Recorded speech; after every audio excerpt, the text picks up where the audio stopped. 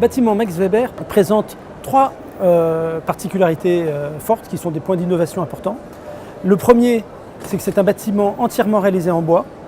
Quand je dis entièrement en bois, ça veut dire que les cages d'ascenseur et les cages d'escalier sont également en bois. Donc passer la dalle haute du parking, il n'y a plus de béton en structure. Donc ça c'est le premier point. Le deuxième point, c'est que c'est un bâtiment qui n'a pas de faux plafond, ce qui est assez rare pour un bâtiment tertiaire. Donc le bois est visible en plafond. Et les câbles aussi. Il y a des réservations justement pour les câbles, de façon justement, ça a été dessiné dès l'esquisse. Tout le passage des câbles, des réseaux a été dessiné de façon à intégrer ça dans le dessin du plafond. C'est la difficulté de faire un bâtiment sans faux plafond. Quand on fait un bâtiment avec des faux plafonds, on a une espèce de grenier à chaque étage et on met tout ce qu'on ne veut pas voir là-haut. Avec un bâtiment qui n'a pas de faux plafond, il faut que tout soit bien pensé très très à l'avance. Donc, mais par contre, on a un cadre qui n'est pas du tout un cadre neutre, c'est un cadre qui a un caractère propre et le caractère propre, là, il est donné par le bois.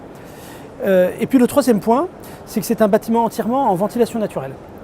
Donc il n'y a pas de ventilation mécanique, à part au rez-de-chaussée, parce qu'on a des locaux avec beaucoup d'occupation, il y a un amphithéâtre, il y a des salles de réunion. Mais dès qu'on passe le niveau haut du rez-de-chaussée, là on est sur une ventilation naturelle qui est à la fois assistée, mais l'assistance est très très faible, c'est-à-dire que s'il y a un débit qui n'est pas suffisant, il y a un petit moteur qui se met en route et qui est contrôlé de façon, principalement en hiver, à ne pas avoir des débits trop importants qui entraîneraient des consommations énergétiques importantes. Donc ça c'est un point qui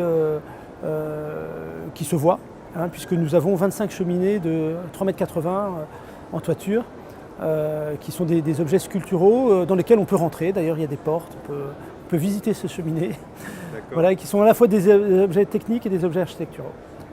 Donc nous avions fait les simulations dès la phase esquisse, dès le concours, sur le couple chauffage plus ventilation. Parce qu'on considère qu'un bâtiment passive house a des consommations de chauffage très faibles, puisque la demande en chauffage doit être inférieure à 15 kWh par mètre carré par an. Mais en revanche, la consommation de ventilation, elle n'a pas de limite. La deuxième limite qui est posée par le passive house, c'est 120 kWh en énergie primaire, tout compris.